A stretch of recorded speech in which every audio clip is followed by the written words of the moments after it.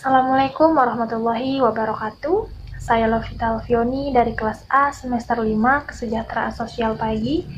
Nah, dalam video ini saya akan membahas mengenai fungsi pendidikan. Nah, pendidikan adalah proses pewarisan bekal hidup untuk bertahan dan bertumbuh dari satu ke generasi berikutnya yang dapat meliputi nilai dan pengetahuan, kemudian keterampilan, serta kebiasaan. Di Indonesia, kata pendidikan itu kerap dihubungkan dengan etimologi yang berasal dari bahasa Latin, yaitu ducer, yang bermakna menuntun, mengarahkan, atau memimpin, dan awalan E berarti keluar.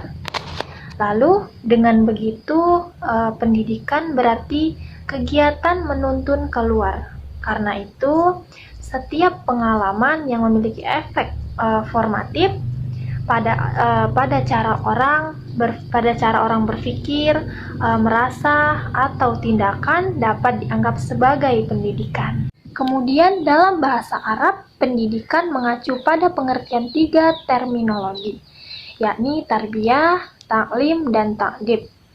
Nah, yang pertama istilah tarbiyah dipandang sebagai proses yang bersifat fisik dan hanya memberikan kasih sayang yang umumnya berlangsung lebih luas pada pendidikan informal. Kemudian istilah taklim digunakan pada proses penyampaian ilmu pengetahuan yang bersifat kognitif. Lalu istilah ta'dib memiliki titik tekan pada pembinaan perilaku yang bersifat efektif dan tidak tertutup kemungkinan memiliki kognitif dan psikomotorik. Nah, ketiga istilah tarbiyah, taklim, dan ta'dib ini memiliki keterkaitan antara satu dengan yang lainnya, terutama mengingat aksentuasi aktivitasnya yang memang terkait satu dengan yang lainnya. Nah, ada fungsi nyata atau fungsi manifest pada pendidikan, yaitu mempersiapkan anggota masyarakat untuk mencari nafkah, kemudian mengembangkan bakat perseorangan demi kepuasan pribadi dan bagi kepentingan masyarakat, kemudian melestarikan kebudayaan serta menanamkan keterampilan yang perlu bagi partisipasi dalam demokrasi. Nah, fungsi lain dari lembaga pendidikan adalah mengurangi pengendalian orang tua melalui pendidikan sekolah. Orang tua melimpahkan tugas dan wewenangnya dalam mendidik anak kepada sekolah, kemudian menyediakan sarana untuk pengembangan sekolah dan memiliki potensi untuk menanamkan nilai-nilai pengembangannya di masyarakat, kemudian mempertahankan sistem kelas sekolah dan memperpanjang masa remaja. Pendidikan sekolah dapat pula memperlambat masa dewasa karena siswa masih tergantung secara ekonomi pada orang tuanya. Menurut David Popenoe, ada 4 macam fungsi pendidikan.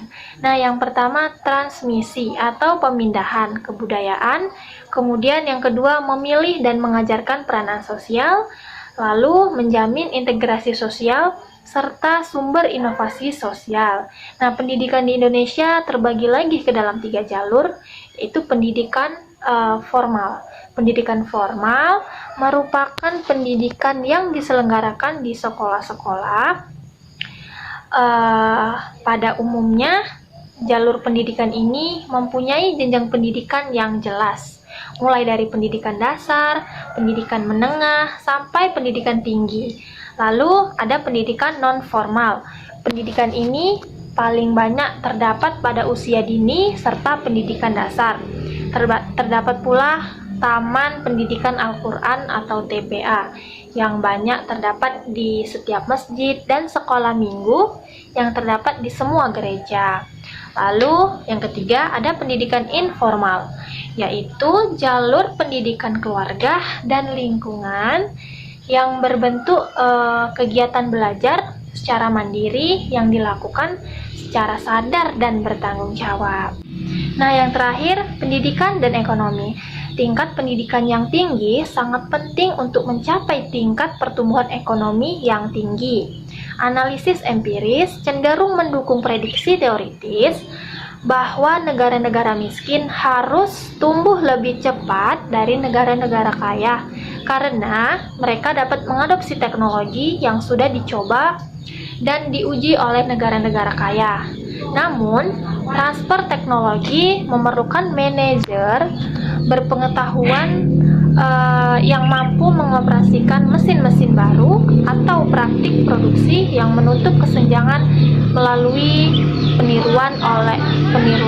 Oleh karena itu, kemampuan suatu negara untuk belajar dari pemimpin adalah fungsi efek human kapital. Studi terbaru dari faktor-faktor penentu pertumbuhan ekonomi agregat telah menekankan pentingnya lembaga ekonomi. Nah, sampai di sini pembahasan saya mengenai fungsi pendidikan. Apabila ada kekurangan dalam penyampaian saya mohon maaf. Sekian dan terima kasih. Assalamualaikum warahmatullahi wabarakatuh.